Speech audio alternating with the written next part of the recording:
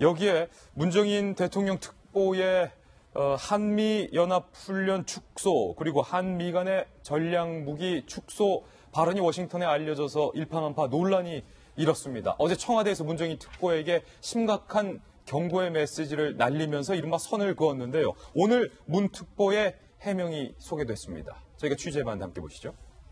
나는 정부를 대변하는 게 아니라 나 자신을 대변할 뿐이다. 청으로부터 경고를 받았나라는 기자들의 질문에 no comment. 그 부분에 대해서는 대답해 줄 수 없다라는 겁니다. 한 질문자가 특보라 호칭하자 특보가 아닌 교수로 불러달라. 이렇게 해명을 했습니다. 해임론에 대해서 나는 정부에서 월급을 받는 사람도 아니고 정책 결정 라인에 있는 것도 아니다. 특보로서 계속 의견을 낼 뿐이다. 한국의 미디어가 이 부분을 매우 헷갈리고 있다. 헷갈리지 말라. 한국의 미디어에 대한 불편한 감정까지 밝혔습니다. 트럼프 대통령이 문 대통령을 좋아할 거다. 문 대통령이 흥남철수 피난민 가정에서 태어났고 특전사 출신이라는 두 가지 이유 때문이다. 문 대통령이 한미 관계의 긴장을 풀 것으로 생각한다. 당연히 대통령은 잘 하시리라 저희들도 믿어 의심치 않는데 문제는 특보의 한미 훈련 축소 발언, 한미 간의 전략무기 축소 발언이 안 그래도 지금 사드 때문에 심각해진 한미 관계에 찬물을 끼얹는 것 아니냐라는 문제 인식을 특보는 정작 실감하지 못하고 있는 것 아니냐라는 비판도 오늘 조간신문에 나오고 있습니다. 김영주 전 의원 오늘 나오셨는데 네. 문 특보의 오늘 해명 보셨는데 이 해명도 논란이에요? 예, 그렇습니다. 이제 문정인 교수는 이제 과거에 노무현 대통령 시절에 동북아위원회 일을 했기 때문에 한 개인의 교수라는 의견보다도 미국 사회에서는 어떤 문재인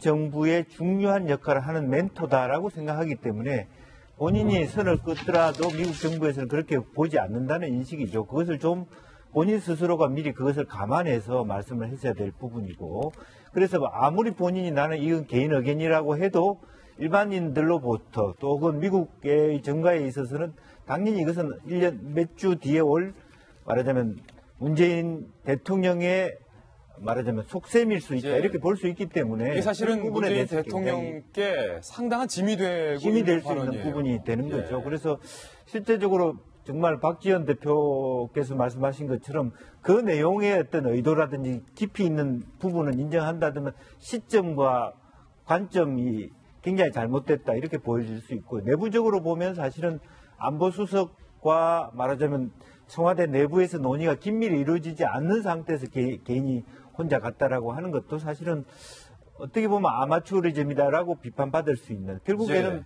새 정부에 부담을 주는 그런 결과를 낳았다 그렇게 보여질 수 있습니다. 일각에서는 문정인 특보의 발언과 해명까지 논란이 되니까 아예 청와대에서 결단을 해야 되는 것 아니냐, 오히려 대통령에게 짐이 되는 것 아니냐, 이런 안타까운 지적도 나오고 있는데요. 황교안 전 국무총리가 이런 지적을 페이스북에 올렸습니다. 함께 보시죠. 대통령 특보 한 분이 한미동맹을 훼손할 수 있는 매우 부적절한 발언을 하고 있다. 그러면서요.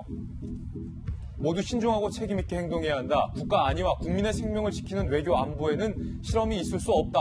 치고 빠지길 해서도 안 된다.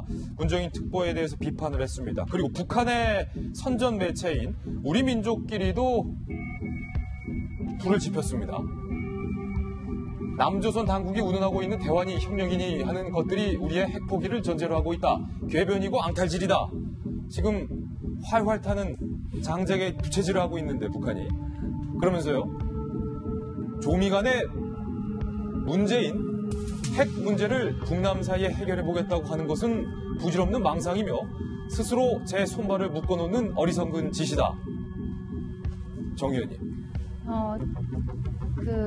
어저께 제가 말씀드린 대로 문정인 그 특보의 저 발언, 북한이 핵도발과 이걸 멈추게 되면 우리는 한미의 전략 자산과 그다음에 한미 연합 훈련을 갖다 축소할 수 있다는 것은 그 북한에 먹히지 않을 거라고 저는 생각을 합니다. 지금 얘기한 대로. 왜냐하면 과거 10년 전에 그 본인이 노무현 정부에서 동북아 균형위원회에서 일할 때는 상황이 달라졌어요. 우선 그 사이에 핵실험이 있었고요. 북한이 거의 고도한 핵을 가지고 있습니다. 가지기 직전이에요. 그리고 ICBM도 마찬가지입니다. 지금 문재인 정부 이후에 다 4번이나 도발하지 않았습니까? 빨리 가지겠다는 것이죠. 그리고 핵 도발을 멈춘다는 것은 김정인 정권이 무너지지 않으면 불가능하거든요. 왜냐하면 그때 김근식 교수가 얘기한 대로 이것은 북한의 헌법보다 더한 노동당 규약에 들어가 있습니다. 그래서 이거는 외부적인 상황이 어떻게 되든지 간에 북한에서 김정은 정권이 무너지지 않으면 그 가능성이 없기 때문에 아까 어저께 얘기한 대로 우리가 북미 대화의 문턱을 좀 낮추겠다는 그 취지를 충분히 반영한다 하더라도 북한이 이거에 대해서 응할 가능성이 거의 없기 때문에 이렇게 패만 보이고 또 효과도 없는 걸 가지고 이렇게 한미 관계를 흔들어 오는 것은 정말 부적절하다고 생각이 들고요. 황교안 전 대통령 권한대행의 지적은 정말 옳다고 생각을 합니다. 예, 다행히 문재인 대통령과 청와대에서 문정인 특보에게 엄중히 조기에 경고를 함으로써 선을 그어서 진화를 하고 있다는 것은 그나마 다행인 대목인 것 같습니다. 원비어 사망의 악영향과 불똥이 우리 한미 관계로까지 미치지 않기를 바라보겠습니다. 뉴스 속보 전해드렸습니다.